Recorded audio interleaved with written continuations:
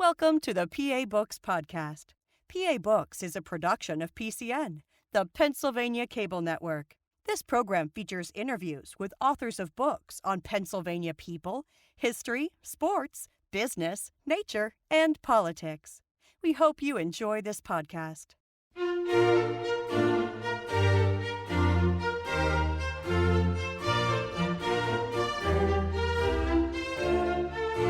This week on PA Books, Jason Cherry, author of Pittsburgh's Lost Outpost. Jason Cherry, author of Pittsburgh's Lost Outpost, Captain Trent's Fort. What is this fort you're writing about? This fort is something that's definitely somewhat overlooked when we think about the city of Pittsburgh. It was basically an outpost originally thought of by the governor then of Virginia at the time, Robert Dinwiddie, and basically had assigned William Trent, a pretty prominent Indian trader at the time, to hopefully build an outpost and eventually, pledge allegiance to the native tribes and everything, and eventually become not only Virginia fort, but also the land speculating company, the Ohio Company, and also hopefully start a big chain of forts eventually for not only for Virginia, but also Great Britain. It was something that William Trent basically was assigned to do, along with somebody that was sort of, making a stake in a claim in history, George Washington. Now, we're recording this in Pittsburgh, not too far from the forks of the Ohio. What was Virginia's business out here then? Virginia's business, and it was pretty a touchy subject because when it came down to it, the governor of Virginia at the time, Robert Dinwiddie, was also a big prominent member of a land speculating company called the Ohio Company. The Ohio Company at the time was a land speculation company. It was one of the biggest probably at the time in the world. It was actually began by Augustine and Lawrence Washington, who were actually the older half-brothers of George Washington. And it was basically a bunch of Virginia landholders that thought to lay claim to the land of not only western Pennsylvania, but also where we know today is present-day West Virginia, also the state of Virginia. At the time, they were former employees of the guy named Lord Thomas Fairfax, who in fact owned 6 million acres at the time of what was considered Virginia. And back then in the late 1740s, Virginia was basically, like I said, part of not only western Pennsylvania up to almost where Pittsburgh is, where we are today, but also West Virginia and also the state of Virginia. So it was a vast thing back then because Pennsylvania at the time was only considering the 3 counties that existed at the time closer to Philadelphia. At this point, Virginia's big thing is sort of make their claim on the 13 colonies by taking over this vast land of the area, especially what they considered claims through the Ohio Company. And by doing so, Dinwiddie basically, being a prominent member of the Ohio Company, used this as his agenda as well to not only extend for Virginia, but also for this land company that he was a most prominent member for. Now, what is the time frame we're talking about? The Ohio Company was formed in 1747, and they were able to get an appeal, hopefully, from the king to get a whole bunch of land. At one time, they were actually granted 200,000 acres. With the promise of if they could get settlers to arrive at this area and everything, they could also add another additional 300,000. So almost 500,000 acres when it came down to it. And then eventually, as this sort of went by, this is where the Ohio Company ended up hiring people out like traders and employees to hopefully survey the lands. George Washington was one of these in 1748. And also William Trent was also one of these, somebody that eventually about 7 years later would have a, even more, prominent role as the French-Indian War became sort of a stronghold, or eventually became something that eventually the world would take notice of. So the Ohio Company were land developers? Yeah, they were, like I said, they were a group of basically the wealthiest landholders in all of Virginia. And basically, some of the members were even just from England. Some of them aren't even in Virginia, but more so had acreage in Virginia, and like I said, where present-day West Virginia was, and eventually wanted to lay claim even north of that, because at the time, where Cumberland, Maryland is today, around that vicinity, basically they called it the inhabitants at the mouth of what we know today is the mouth of Wills Creek. And the Potomac, and above that was considered frontier, and it was sort of up for grabs. Pennsylvania wanted to lay claim to it. Virginia wanted to lay claim to it.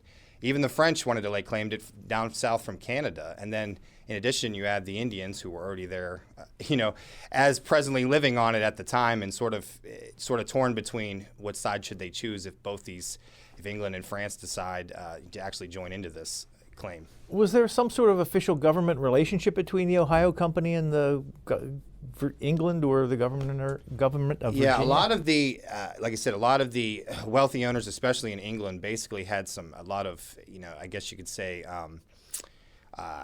sort of kind of dowry in such for the Ohio Company. This was, like I said, it had not necessarily directly with the king, but more of the a lot of the owners basically over there were either, some of them had some kind of role with Parliament over there, or, like I said, went the whole way to almost the colonies, where you had the Virginia governor and you had maybe several others that were on even the governor's council, Virginia House of Burgesses, that had some kind of shares, in fact, in the Ohio Company. And as far as with that was, pretty important when it came to, especially with laying claim to the lands that, then to show your wealth was basically to see how much land you owned.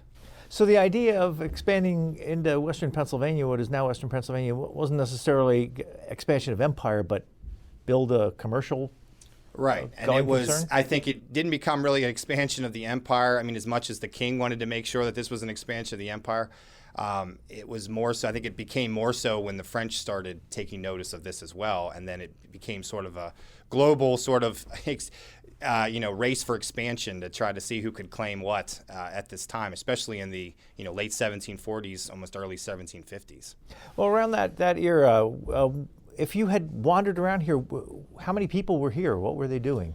Like I said, anything above like where Cumberland, Maryland is, which is about at the time, according to numerous Indian pass and different things, it took about 130 miles to where we would know today, like where we're sitting today, to Cumberland, Maryland. Now, it's a little bit shorter today, but the way the vast Indian pass went through, maybe through the mountains there and eventually through the Chestnut Ridge and, up north, it wasn't a straight about way.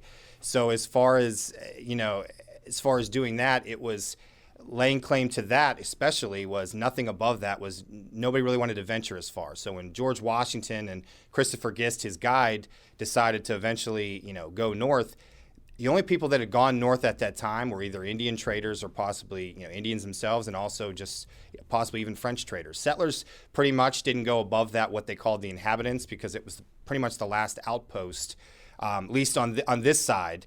Now, if you go eastern where Pennsylvania would be today, Shippensburg was pretty much the last part of Edward Shippen, who, ironically enough, was William Trent's person that he studied under as an apprentice.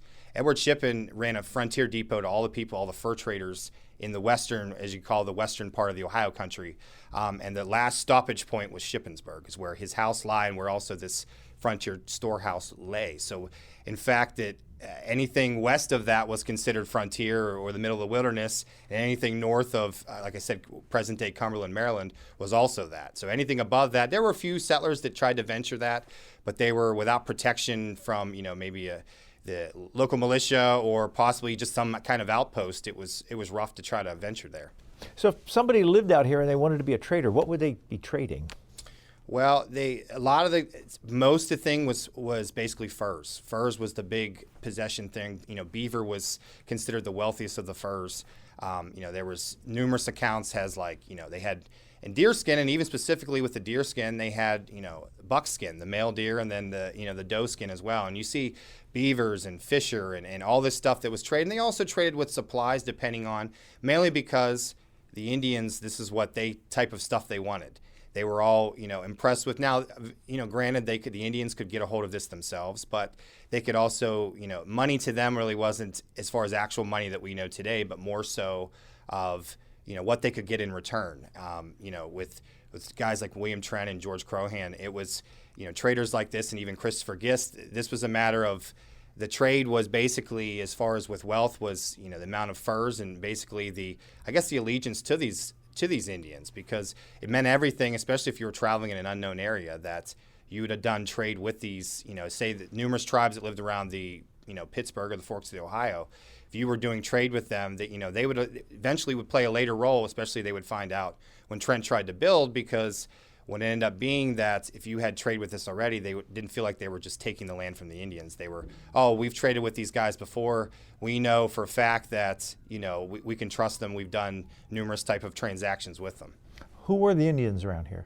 Well, mostly there was an Indian village about 3 miles north of Pittsburgh called Town at the time. They were mostly Delaware were in the area. There was also another one closer to McKee's Rocks, right at the mouth of Chartiers Creek, where it lies today, was also a Delaware village. A lot of the Delawares were in the area. Now, when they were able to, when William Trent was able to sort of call the other Indians in the area, which at he time what he wrote in his account was the Indians of the Six Nations. And at that time, he was getting, not only that, he was getting, he got numerous other Indian tribes like the Shawnee. He got, like I said, he had the Delaware. He had most of the Iroquois, tribe. He had basically the Seneca and Mohawk and whoever else he could get, the Oneida.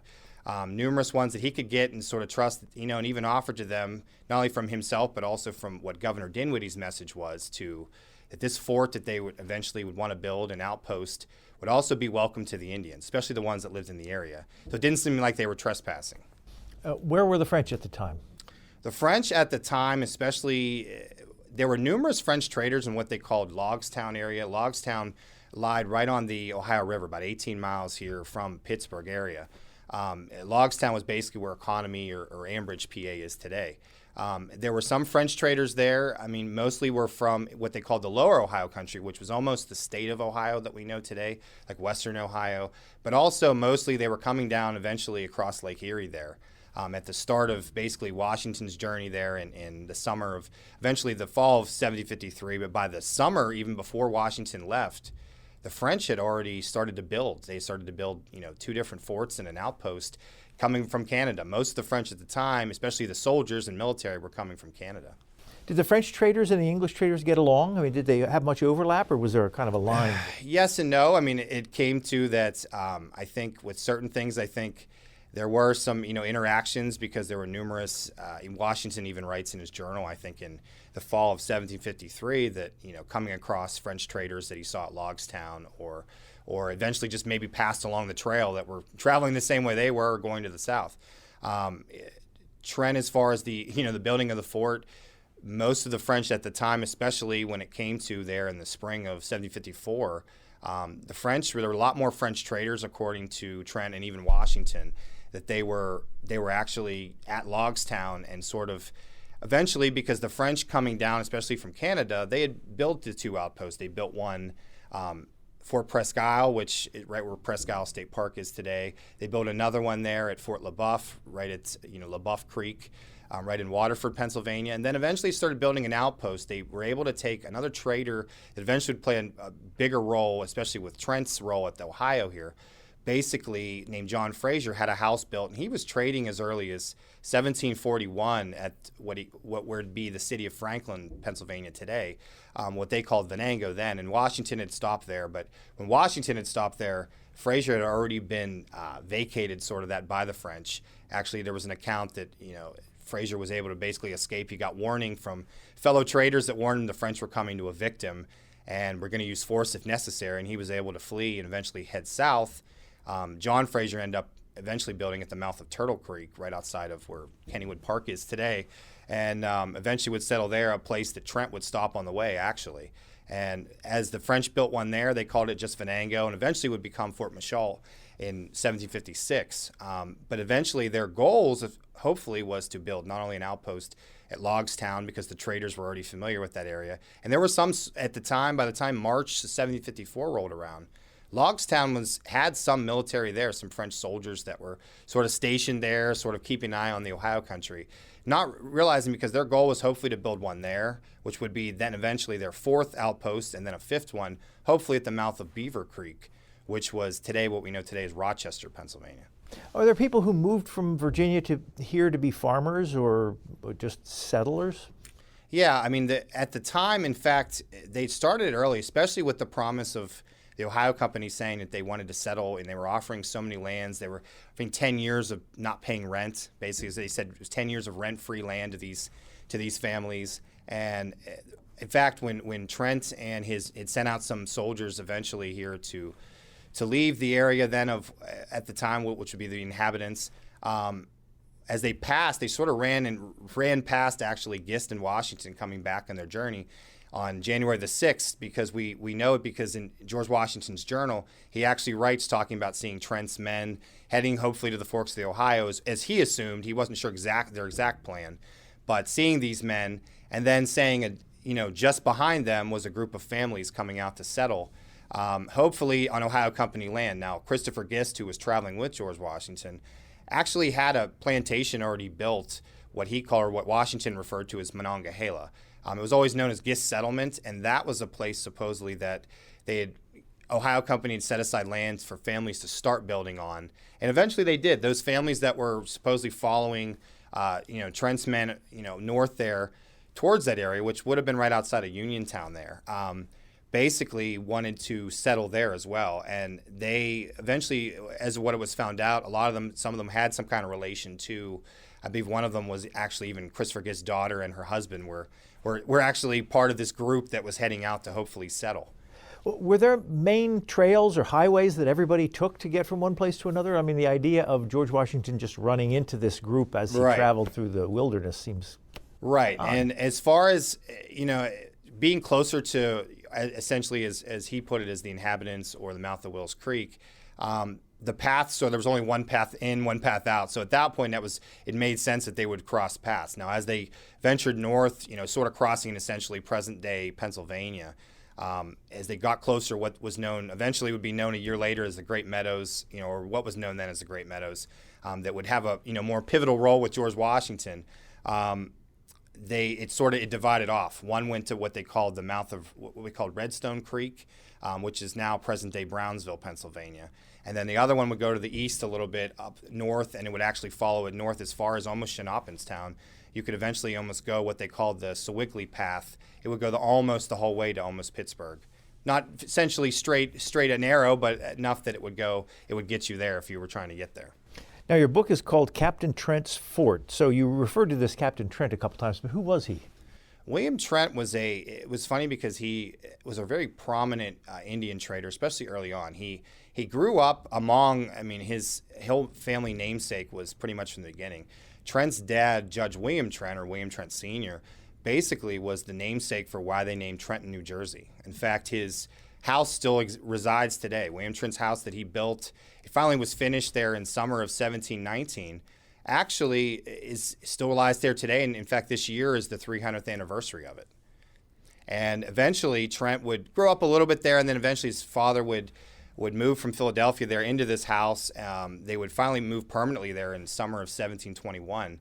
And then, but unfortunately, Trent's father, who was such a namesake with William Penn and such Samuel Carpenter, guys that had, Isaac Norris and James Logan, guys that were eventually prominent, especially with the city of Philadelphia, would die early in 1724. And, Trent was without a father figure, and eventually would seek the help of his cousin, Edward Shippen III, and who was not only the mayor of Philadelphia at the time, but one of the wealthiest families. They had supposedly the largest mansion on 2nd Street in Philadelphia, which was pretty good considering, we see the city of Philadelphia today, and it took up supposedly almost 2 blocks, with the gardens and everything. And that was the Shippen family that Shippensburg is named after? Correct, and Benedict Arnold's wife?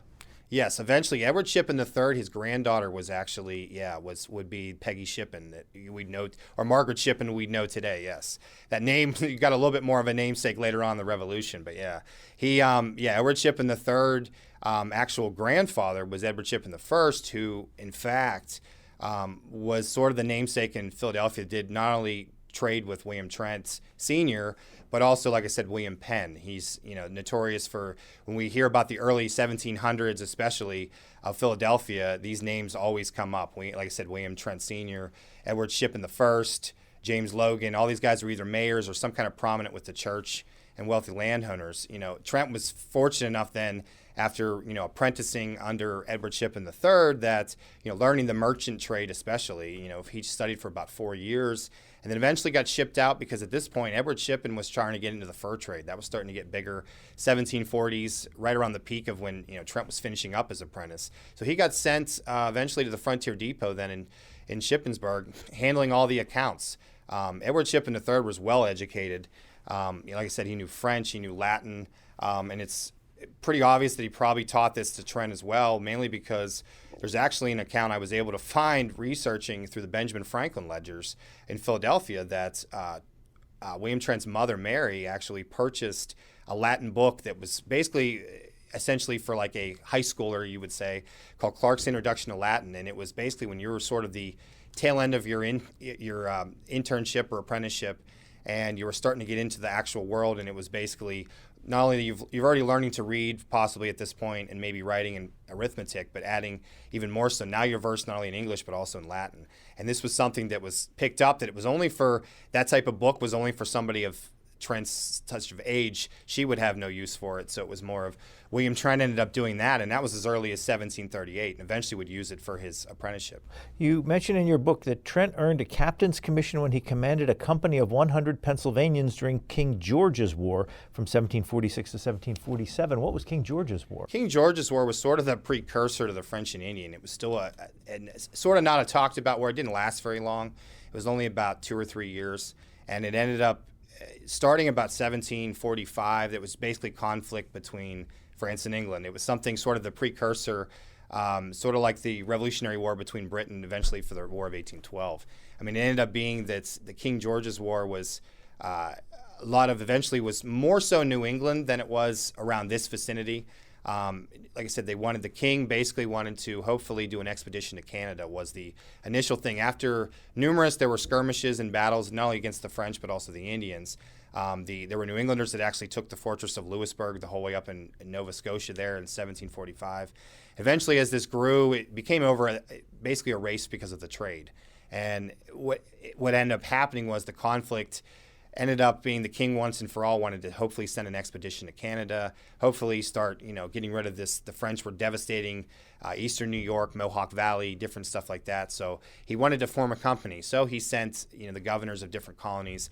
Governor George Thomas at the time, who was of Philadelphia at the time in 1746, and actually prominently resided in Trent's old house. And he actually was leasing that house out at the same time. So it's possible that could have been some kind of connection as well.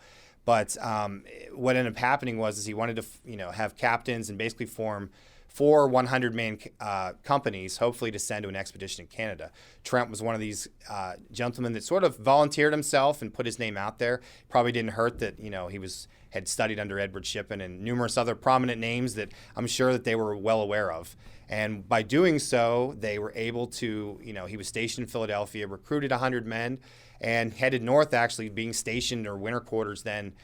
He was commissioned then in June of 1746, eventually ventured to Albany, New York, and was stationed there for a while. There's a couple receipts where an innkeeper actually pleaded to the Pennsylvania Assembly because along the way, Trent had supposedly, starved him out with taking all the food and whatever was available, supplies just for his men, and it was something that he wanted reimbursed for. But it was eventually something that it wasn't really meant to be because they didn't go really any further than pretty much just above Albany. I have to ask you about, it's sort of a sidebar, but you have a character in your book, Thomas Cresap or Cresap? Cresap, yes. Who was he? Thomas Cresap was a pretty, like I said, he was a big Marylander. He did a lot of stuff with Lord Baltimore, who was eventually early 1730s. Cresap was, it's funny because his namesake especially, he was born in the 1690s. And eventually eventually would move from Skipton, England, and eventually would call his settlement in Maryland there. It was about, believe it or not, it was about 10 to 15 miles outside of where we know Cumberland, Maryland is today. He eventually called it Shawnee Old Town. It's known as Old Town today. And it was actually a person that he ended up hiring George Washington to work with him to survey the land of the Ohio Company. And Thomas Cresap was involved because not only was he an Indian trader that worked for the Ohio Company, he also was a member, which was a rare thing especially. So he had to have some kind of wealth, especially with land holding. And it was his former land that the Ohio Company would eventually build their big storehouse, or what they called the New Store. It was a 2-story warehouse that housed not only traders but also their skins and whatever else they were storing, supplies, cannon, muskets, ammunition, basically around Cumberland, Maryland there. And it was his land that he sold eventually to those building in the Ohio Company. And he would, later play a role. He would live to almost 1784. And I was able to fortunately find, it's not well marked, but I was able to find his actual grave and see where his house once stood. And Trent was able to stop there in 1754 to gather supplies and horses. General Braddock, a year later in 1755, would stop with his massive army there as well. And it was a major stopping point, especially because he owned a lot of land and a lot of supplies that could have aided, especially along the way. He was also the perpetrator of something called Cressup's War. Right. Yeah, basically a big land dispute. He worked sort of as an enforcer for Lord Baltimore, early 1730s. At the time, Pennsylvania and Maryland were feuding over where the line's basically drawn. And there was this sort of dictated border then, and Cressup's idea was to evict anybody that didn't have any, ties, especially to Maryland. And there was an incident that I actually read that eventually, from his homestead, he actually got to the point that any cattle that ventured over from Pennsylvania, he shot down immediately, and didn't brand it his own, just killed it because he didn't want Pennsylvania cows and on his land. And it got to the point that they was, causing an uprising because of this, and his dealings with Lord Baltimore and evicting people from the land that were, either hadn't paid or weren't, pledging allegiance to Maryland. So with the border, he was actually, there was a group sent by the governor of Pennsylvania at the time to come and basically arrest him, and he didn't want to go quietly, and eventually they ended up almost lighting his house on fire to get him out of the house, and eventually they would arrest him, and they brought him through the streets of Philadelphia to sort of put him on display as an example. And apparently his first words spoken to the governor was, "Maryland looks beautiful," instead of saying, with Philadelphia. So he seemed quite a character, and was eventually, like I said, he seemed, from what I've read, a rugged individual, especially, and had numerous dealings with William Trent and those involved. Something like 96? Yeah. So, I mean, that's remarkable, especially at that time. Well, we haven't really talked about the subject of your book, which is the fort that was built at the Forks of the Ohio. So whose idea was it to build a fort there? Well, initially, take credit for it, it was actually the Indians, the Six Nations. Trent was basically, trying to smooth over. There were numerous treaties in the early 1750s that not only the Ohio Company, but also Virginia was trying to smooth things over to make sure there wasn't any sort of tension between, at the time, the Six Nations and the colony. And basically, at that time, Governor Dinwiddie's idea was to hopefully, when he was became governor then in 1751, was to hopefully give presents to the Indians. And so what he did is he sent Trent on one of such journey, and in July of 1753, he arrived at Logstown. Numerous times that Trent was adventured there, and basically sought the help of a guy named Tannerison, or the Half King. And they called him the Half King basically because he was the most vocal leader of the Six Nations. They didn't believe in kings and queens, but they basically, so they called him the Half King. That was the English name for it. And Trent talked about that it was the Half King that told him that in order to, seek the loyalty of not only the Six Nations, but any nearby tribes, the ideal place to build would be the Forks of the Ohio, and invite them to also join you in building this. What was the purpose of the fort? Well, the main purpose of it was also a thing to protect the settlers, mind you, for the Ohio Company, the settling families that were supposedly coming in, that they could hopefully get more land grants. They were going to use this fort then to hopefully protect the settlers if they needed a place to go, especially being in the middle of the wilderness. But by doing so, they also had to please the Indians, who sort of were questioning the motives on why in the first place they wanted to build a fort. And eventually Trent opened himself up and basically said that, we're building this for, the English, and he didn't really mention too much about the Ohio Company, more so promising, that the Half King would be involved in this. And it was him that actually waited when they were eventually awaiting orders, per se, to finally build at the Forks of the Ohio. Trent advanced as far as the mouth of Redstone Creek there, even before Dinwiddie gave him orders, just to sort of get a heads up, ahead of things, and start building possibly a storage house or so along the way. And at that point, the mouth of Redstone Creek, which lie right on the Monongahela River, was only about 37 miles from the Pittsburgh or the Forks of the Ohio. So at that time, they could take supplies from there and take it by canoe that way, and also take the path, hopefully then, the other way, 2 different ways, so they could go there. And with having there at the Forks then, Trent waited. He actually waited at John Frazier's at the mouth of Turtle Creek, which is about 8 miles away, and said his most important thing wasn't necessarily getting the orders from Dinwiddie, but also was waiting on the Half King's word of we're waiting on you to join us at the Forks of the Ohio, which was a smart move, because had he gone ahead and done that, it's hard to say what the Indians' opinion would have been had them not getting, permission, as you would say, to start building. What was Tannerison's interest in being nice to the English? Tannerison sort of had a motivation. He had actually visited, after Trent had visited him in July of 1753, he got word that at this time, and it was mentioned even by Trent, that the French were coming from Canada. And it was supposedly there was more of a personal ambition. It was supposedly talked about that possibly Half King's parents or even relatives of his had actually been killed by the French. So it was sort of a vendetta against that, and he realized that maybe he saw change was coming, and that he realized that whether we liked it or not, the English were here. And it was one of those things where he felt more comfortable with the English, and he feels like they were, at the time, doing so as far as, getting ahead of the times and basically joining Trent up, hopefully to help build this outpost. Who was it who said, okay, build here? Well, they had scouted. Trent had actually gone in August of 1753 and had scouted the Forks of the Ohio to see, if this was the prime thing for a fort. And believe it or not, about not even a month before that, the Ohio Company had suggested possibly going further down the river. What they called it at the mouth of Chartiers Creek. It was right at McKee's Rocks there. There was like an Indian mound that they thought about building on. They had labeled it on one of the maps. George Mercer, who was also a surveyor for the Ohio Company, had actually named it Fort Hill, and it was the first suggested place that they wanted to hopefully build a fort. And after looking at it and the terrain and how hard it was to get down the Ohio to that spot, and even today, it's even rough as far as navigable, as far as by canoe, to that area, it was suggested then, especially by Half King, when he told him later in July, that the Forks of the Ohio might be better.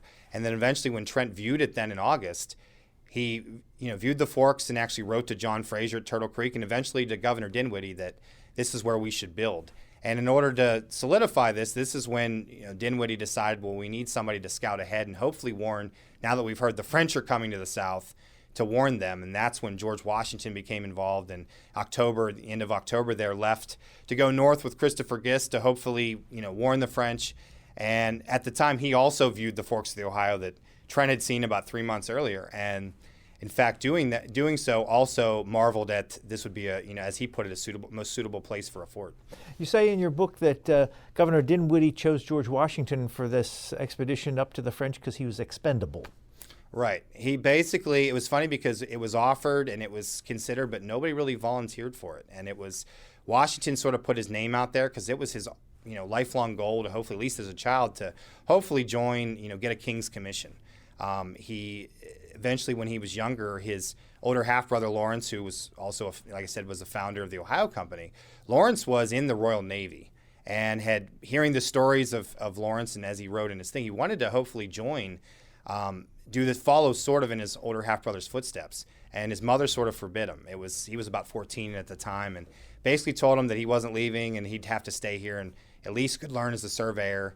And that's sort of what kept him here. And, maybe thankfully in the future it was probably good he didn't join the Royal Navy or go off into British commission, because it might have been differently, especially in the Revolutionary War.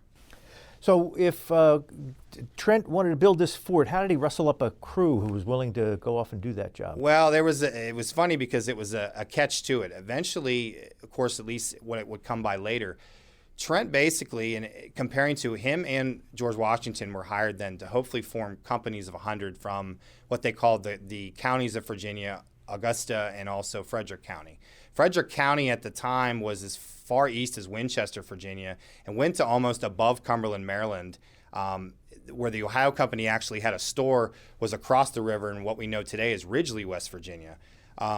That was still considered Frederick County, Virginia, even though it was just the Potomac separating it.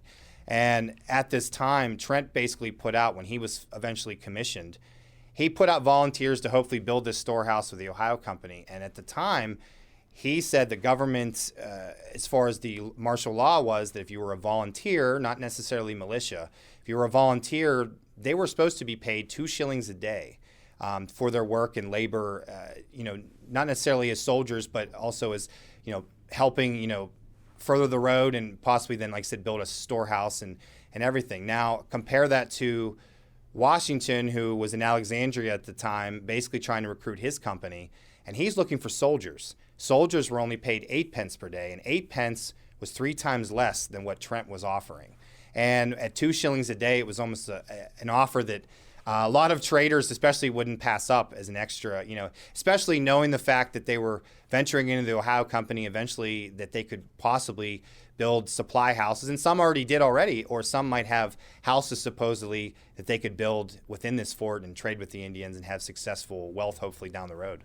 Now, how big did they imagine the fort being, and how did they get all the supplies up there? The original sort of blueprint per se, they started in July, and he wanted it about 90 feet sort of across, and it said it would have had sort of a 90 feet square, and then there were what they called 4 bastions that were like triangles in each corner. And they had a sort of a blueprint on what they wanted the walls to be 12 feet high, and it was sort of wishful thinking, especially considering they had 70 or so guys of William Trent, and then hopefully the 100 they were supposedly going to get with Washington. Washington was struggling. At one point he wrote he had 25 men, and some of them, as he put, were without hats or coats, and he said they were more destitute than anything, is what he wrote. And it was hard that they weren't getting the recruits, and especially when Washington reported earlier about how many French were up there at the French outposts, they needed more men. And at this point, with that fort would have been great in large size, and would have been a great idea. They needed more men, especially to help, Trent's men, with the labor and everything. So Trent's men were building the fort, but Washington was looking for soldiers. Yes, he was having problems recruiting, and his goal was eventually, with his orders, were to join Trent's men, help with the labor, possibly even protect the laborers, depending on who they hired out. And the problem is Washington was much delayed because he couldn't even get the numerous amount of men. And like I said, he had about maybe 25, 30 men at one point. Even as late as March of 1754, when they're trying to hopefully push these guys further. Trent's guys have been there almost a month now, and they, building and what they, at least what it was put out is, Trent actually was able to stake out the fort, actually mark it out, and was actually did 2 different buildings at the time. I was able to find an account that until recently hadn't been actually known, that normally it was known as basically a storehouse, and it was surrounded by palisades of like upright sticks that were basically around. There wasn't much to the fort. It was basically what they called an embryo of a fort. A lot of historians write. And in this account, written in Trent's handwriting, basically talked about how not only did they build a fort, they marked out the fort, but they also had a building already built, like a magazine or possibly for a storage house. And they had built another building, was actually in the works, and were starting to build about halfway. And it was actually confirmed because in the French side of it, as they went to spy in March 6th of 1754 and sort of spied across the river, they were able to make out not only they couldn't see how big the fort was, but they knew the English at least were marking out the fort, and they could see at least, as they put, an advanced building that was already made, and possibly another one also in the works. Now, you referred earlier to George Washington's trip where he went up and warned the French. But did this happen? The fort happen after his first trip up there, or when was the sequence there? Yes, George Washington was actually left on October the 31st, 1753, and goal was he had to pick up not only an interpreter for the Indians, but also an interpreter for hopefully the French when he arrived and would meet them, and also maybe just somebody to guide him up there. And at that time, like I said, in October, he left October the 31st, eventually would arrive at the inhabitants, or Cumberland, Maryland, there November 14th to pick up Christopher Gist, who was residing there. And eventually he had servitors or servants that would hunt and also cook meals and stuff for him on the way up. Mostly were Indian traders. They headed north, and then eventually to Logstown, where they would stop and get hopefully the help of the Half King, who did in fact join them with 2 other Indians. Eventually they would head north. And at this point, as far as with George Washington and that, there was plans hopefully to build an outpost. Like I said, back in the summer there of July and August, they were reviewing the ground, but nothing had actually been done except maybe on paper. But as Washington was heading up, and as like I said before, it was more of, he was virtually an unknown at the time. So if in fact, maybe Dinwiddie's wishes were, if something, if the French did decide to, do something, say they in fact tried to kill Washington, this would be more so reason to, we need to build an outpost and get more support overseas, especially. And at that time, by the time Washington would arrive, and sort of head back, his goal was to hopefully head back after visiting the French and head back to Williamsburg, where the governor resided. And basically at that time is when he passed Trent's guys, who Trent, I think, took upon his own, knowing that, everybody seemed to believe, at least the governor also believed too, that, no matter what the message was, which the message to the French commander basically in unknown certain terms was, we need you to leave. This land belongs to England. You're trespassing, which, of course, the governor pretty much knew that the French probably weren't going to leave. They've already built 2 forts at this point in an outpost. They probably weren't going to just pack up and leave because Washington delivered a message. So at this point, he pretty much figured, it was easier if they, put out the word, and I think this sort of motivated Trent to a point that, like what happened when he joined the expedition there in 46, this could be his name, his namesake to come out here, make a thing for himself if he made a move, and he sort of did, because no official orders were actually given even to Trent yet. By the time he had left, and I was able to find the account when he left himself, he left January the 21st, 1754, to head to join the men that he'd already sent ahead that had passed Washington at Redstone. And when he arrived there on January 30th, Dinwiddie had just put out the commission. His official commission was dated January 26th. So Trent had no idea what the orders were, or even, in fact, the commission. So it was sort of a bold move by Trent to sort of get ahead of the game. Now, whether or not he would have pushed to the forks, it's hard to say. There's really no evidence of that. But eventually that was the prime motivation, especially for the Ohio Company, if that's what they wanted to take. So George Washington was raising a unit of soldiers in order to go and protect the fort that was being built. Right. But the fort was this a military thing or a business thing? Well, this is where Dinwiddie was an investor in the Ohio Company, right? Right. A little conflict. And it was sort of it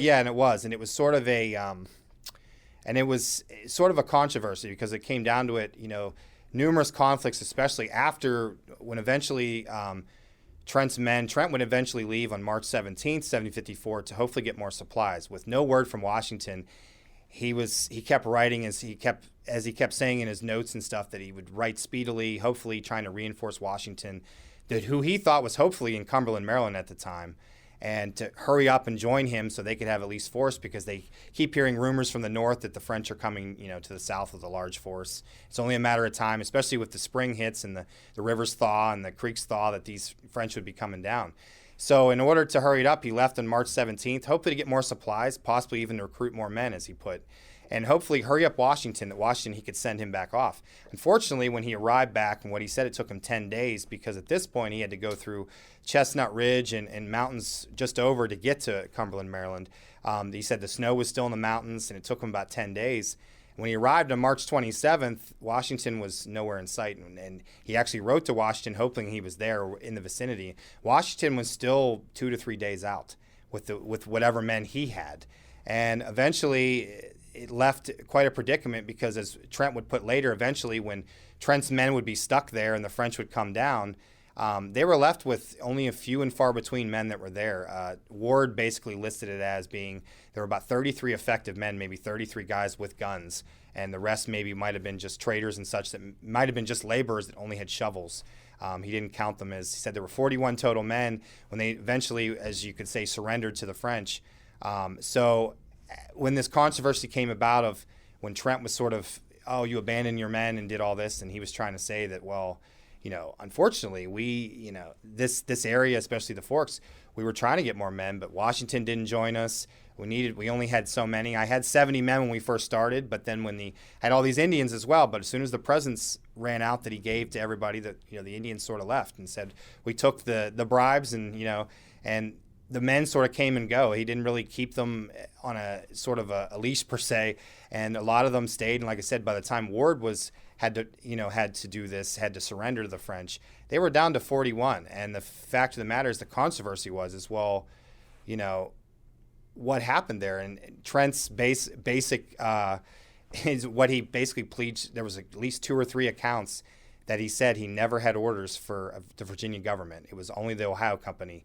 That this was Ohio Company fort solely, and that had nothing to do with, because he got the orders. He said if we had, in fact, been a government, of Virginia forts, or, from the governor there, he would have sent us money to fund this. Trent's guys himself, Trent had to pay himself through the Ohio Company funds in order to sort of, fund this expedition, mainly because Trent at the time, even before he got commissioned, was what they called the factor of the Ohio Company. He handled all the finances. He kept all the books. He wrote all this, and this was what became a controversy later on, especially when they asked him about, where should he be reimbursed, should he not be reimbursed, and eventually it led to a court trial between not only William Trent but also with the governor of Virginia, Robert Dinwiddie. So you said there were 30 or 40 soldiers at the fort. How far along in construction was it? Well, it was, like I said, they arrived there about February 17th, 1754. Trent remarked that they immediately started not only marking out the fort, he walked with the Indians, which was sort of to mark out the corners, probably lay the square per se, is what they had, originally probably used the original blueprint, because only a month had transacted since then, since they sort of changed their location. So it's probable that they probably used the same blueprint, saying that they were pretty much agreeable on this. And it was right at where Point State Park is right now? Right. We're in the vicinity of where Fort Duquesne and the fountain is today. And it was something where he marked out the fort, probably laid the square, and then eventually would lay out the first building. And wisely, he chose the Half King to lay the first log, sort of to give him and Half King would write numerous times or refer to it. And even when the French were able to sort of take over that area, the Half King sort of had a controversial scuffle the next morning after they surrendered the fort, stating that this wasn't an English fort, this was an Indian fort because I laid the first log, something like that. And it also was brought up in the account, which is what helped me in my research, was that there was more than one building, because Trent actually for the first time had referred to in this account that I was able to find that the Half King laid a log for one of the storehouses and not just the storehouse, meaning there was more than one building when they laid everything out. And then, like I said, eventually they got to about March 7th is when there was numerous French accounts saying that they could see an advanced building, the markup of the fort.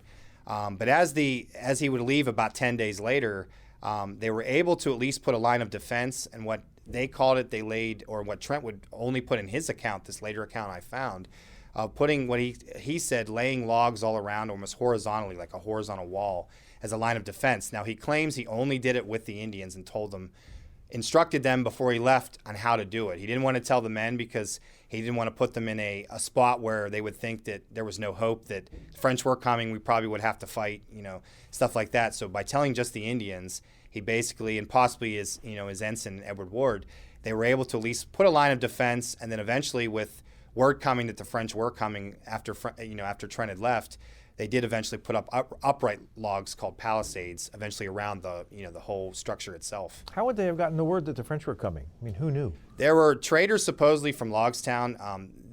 Probably the most recent report. Now, there were, like I said, there were rumors they were getting from, and they weren't sure how viable they were, but Trent was taking any type of letter that was coming in, even when they arrived from February 17th on, as viable sources that the French were coming anytime. Now, he knew they probably weren't coming until, like I said, there weren't floating chunks of ice in the water that would be easier to travel, because he knew the French would come down from the north. So they came by water? Yeah, mostly by water. They came by what, as Ward would describe in his account the day of when the French arrived there at the Forks, was mainly bateaus, wider canoes, and different types of stuff that they would come down. There was close to, from what Ward described, which possibly could have been more exaggerated just because Ward was younger and probably less experienced, and by seeing this vast amount of canoes and bateaus coming down, he might have exaggerated the number because he was just so shocked at seeing them, arriving that day. But they were able to, one of the traders that actually traveled with Washington, John Davidson, who was the Indian interpreter, was stationed at Logstown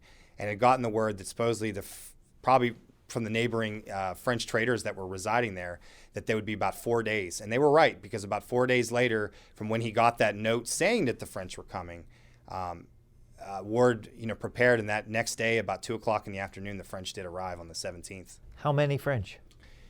That's another dispute, because it basically has been a lot of, Ward had, in his first account in May of 1754, before the governor, had said there was around possibly 500.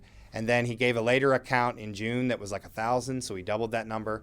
Trent himself, from what he had heard from the sources, possibly from the men that were there, had wrote about 500. So needless to say, they were still outnumbered almost 10 to 1, being there, seeing this massive force come down the river. Was there any fighting? No, there was a threat to, as far as this thing happened, they said the French landed, they got out, unloaded their artillery, probably obviously just to show, sort of flex their muscles a bit, saying, and that was also a dispute. Ward had said at one point there was 18 pieces of artillery. There was another account he wrote, he said 9. So he doubled that even with the men. But regardless of the fact there were artillery, and the French had warned him that he had 1 hour to hopefully resolve of, you either vacate this area or we'll use our artillery on this little makeshift fort, so to speak. I think I read in your book that after Ward was the guy who actually did the surrender, that Yes. Once he surrendered, the French invited him to dinner. Right. They in fact, that night, they allowed the English, or what was left of Trent's men with the Six Nations, sort of stay, as Ward put it, about 300 yards from where the French was encamped, sort of away from the actual French encampment, enough that they could see the fires and probably the tents and stuff that they put up. And then that night, Captain Contrecoeur the commander actually invited Ward to dine with them, but he was more so of trying to find information. He was trying to, how many men do you have, or what do you know about the orders? And honestly, Ward was sort of left in the dark. He knew some, but he didn't. And even if he did, he probably wasn't going to say anything to this commander. In fact, the French commander, Contrecoeur, actually offered money for his carpentry tools because it was admired in a couple letters later that eventually they admired the handiwork of Trent's men, that it's possible that they left some of those buildings actually up, or at least the ones that they were constructing, as part of Fort Duquesne that they would build.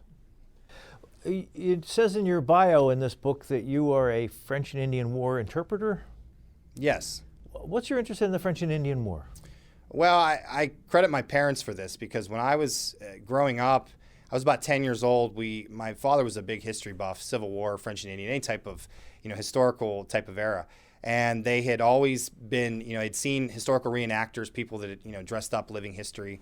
And it came across a group, an 18th century group at one of the local historical events, and had, inquired on, how do you join something like this? And, like I said, I was 10 years old at the time. And eventually my mother was a seamstress and was able to sew a lot of the clothes, and did research. And then as we were growing up, that's pretty much from May to October. That was not necessarily every weekend, but when we could, there were numerous historic sites that my brother and I both grew up on this, and to a point, the more we did it, the more interested we became. And like I said, now it'll be almost 30 years that we've done this. It'll be about 30 years next year. And so now we actually, in our group, is Captain William Trent's company, which is what sort of got me, sparked this interest in the beginning, I guess you could say. Is this your first book?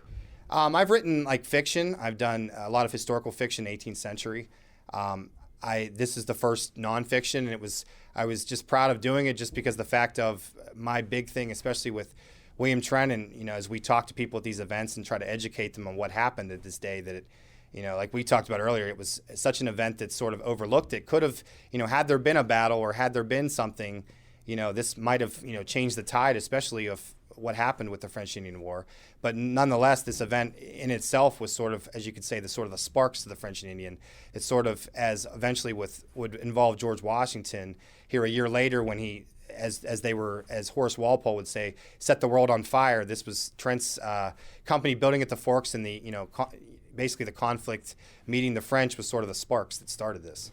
So Washington, did he eventually get his troops together and head for the farthest he made, Trent was eventually realizing that Washington wasn't in the vicinity, or at least was a couple days away, said he was going to grab more supplies and hopefully go back to his men at the Forks of the Ohio. Now, at that time, like I said, the inhabitants was probably a good, they were saying it's about 130 miles through the paths eventually through. And now we're talking March, and now on some ends at the Forks, they did write the weather was hotter, but through the mountains, it was, it's like today's weather, where it's hard to say which day is going to bring the mountains. Then were, like I said, was still full of snow, and trying to get the horses back through there. But by the time he was able to gather horses and supplies and head back, Washington did eventually arrive. And instead of letting Trent go back to, eventually there, he held a council of war On April the 23rd, 1754, now this is 6 days after Ward had already surrendered the Forks.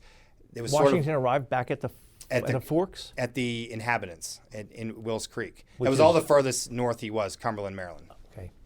And at that point, it was basically what's the next step. And at the time, as they were meeting and doing this council of war, Ward would arrive ahead of Trent's men, saying that obviously what happened at the Forks and that the French have it now. So it sort of changed the game plan. How often do you go to Point State Park now, where the fountain is, where the three I rivers try come to together? get there. It's like I said, I try to get there pretty good when the weather sort of breaks. I did a lot more so when I was sort of taking the pictures for the book and sort of picturing on where they landed or where Trent was supposedly building, and just getting the the overall sense of looking at the command of, as Washington put it, the command of both rivers, and looking up and then seeing, I think especially was looking at that Allegheny and picturing that, that French fleet sort of bateaux and canoes coming down, as they were arriving there at the point. If someone is watching this and they are curious about the French and Indian War, what are some of the places they should go in Pennsylvania? Well, essentially, I mean, Fort Pitt Museum is probably the first start, basically because, that's sort of what started. And that was actually the first event I ever did reenacting, and it was sort of what got me interested on who actually William Trent was. Just because his name came up numerous times, not only for building of this fort that I wrote about, but later on when the English would build their fort, Fort Pitt. And that's essentially a great one. Fort Ligonier in Ligonier, Pennsylvania has a great museum, great collections, probably one of the finest in the area, if not the, United States for, French Indian War, as far as collections. We do events at Fort Niagara. It's a right outside of actually north of the falls, but not in Canada, but it's right on Lake Ontario and the Niagara River there. And it's also a magnificent fort to visit that we also do an event at. And like I said, a lot of these places, within our backyard, like I said, Fort Pitt, Fort Ligonier, and these are places that eventually people could visit to learn. I think, like I said, Fort Pitt has a great thing of knowing the history of what happened at the fort, not only from with Trent's side, but also the whole way almost to turn of the century there to the end of the Revolution. You say right here at toward the end of the book, you say, when Trent returned to America on June 5th, 1775, his world was at war and everything was confusing. Fort Pitt was now called Fort Dunmore. They changed the name from Fort Pitt to Fort Dunmore? It was a sort of a rebellion against the English name with the crown with the conflict with the crown. They decided hopefully then we're going to rename, because Fort Pitt was named by the British, and basically the John Forbes that was able to that named this fort. They decided that we didn't want to name something that was already named in honor of William Pitt, that was at the time the head of Parliament. So we're going to change this to Fort Dunmore, who is basically we have more loyalty to Lord Dunmore than we would to William Pitt, who everybody was pledging their loyalties at this point, especially with the conflict breaking out up in the north there in Lexington, Concord and such. You said this is your first nonfiction book. Do you have another nonfiction book in mind? Yeah, my next project that it's sort of what started gotten with this one is hopefully the complete biography on William Trent. I know Sewell Slick wrote a fantastic book in 1947, called William Trent in the West, and it was a full biography, and it was a dissertation that he had done, in fact, for graduate work, and he'd followed it up with a biography, and it was hard because he didn't cite anything. It was more of, and I've read it in the past, and it's some of the stuff, and it's hard because, back at the turn of the century or even in the 40s and the 50s, today you can access, without even going to these places, have digital collections and different things that just possible you could do research without doing that. And with Sewell Slick, he had what he could do, and if you couldn't get to that place, it probably wasn't getting in the book, unfortunately. So it was one of those, my hopefully goal is to eventually write the complete, and I've been compiling letters and numerous stops throughout, making trips all over and keeping the pictures, not only from this book, but also for other ones that I'm eventually going to use for the whole life of Trent. We've been speaking with Jason Cherry. He is the author of this book, Pittsburgh's Lost Outpost, Captain Trent's Fort. Thank you very much. Thank you. You've been listening to a podcast of PA Books, a production of PCN, the Pennsylvania Cable Network. Full episodes of PA Books, as well as other PCN programs, are available to stream with the PCN app. Visit PCNTV.com or the App Store for details. Like us on Facebook.